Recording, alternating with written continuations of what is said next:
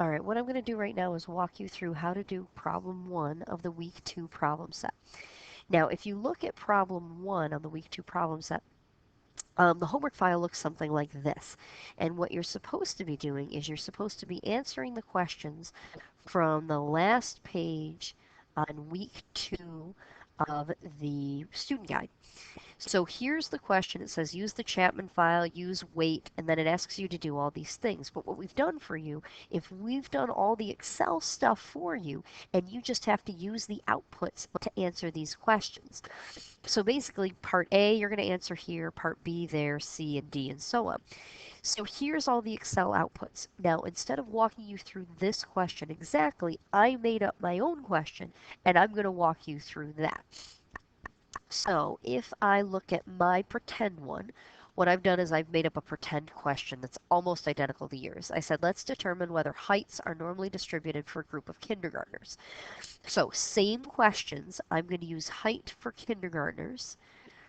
And let's see, I just have to find the right Excel file. All right, so here's my pretend one. So here's a whole bunch of heights for kindergartners. And then what I did is I did a descriptive statistics for it right here. I did some monkeying with the standard deviation down here. I used that standard deviation to create a cumulative percentage chart, and I've also created a histogram over here. This is exactly what yours looks like, only with different data. So question 1 says, find the mean, median, and mode, or part A, pardon me, says find the mean, median, and mode, compare them, do they indicate that the data is approximately normally distributed? Well, to answer this question, I'm going to go back to the student guide, and if I go into the student guide up to here, let's see, what's this? This is page 3 in your week 2 of the student guide. It says there are several ways to determine whether it's normally distributed. First, you want to compare the mean, median, and mode, and you want the mean, median, and mode to be very close, and technically, to be normal, they want to be identical, but that doesn't happen often, and we can say things are approximately normally distributed. So mean, median, and mode, we want to identify them, look at them, and say, are they close enough that we're willing to consider that something is normally distributed?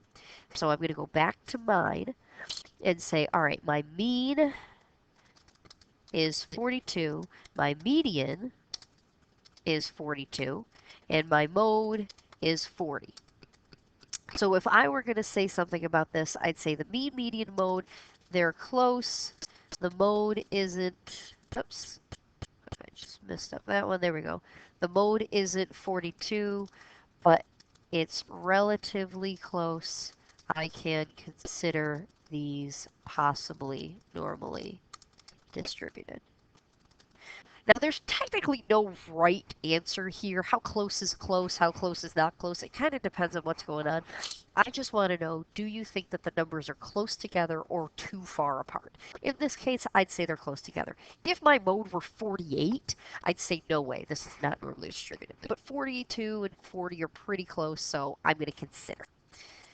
All right, B, using the standard deviation intervals for your bins, determine the cumulative frequencies and compare them to those of the normal distribution.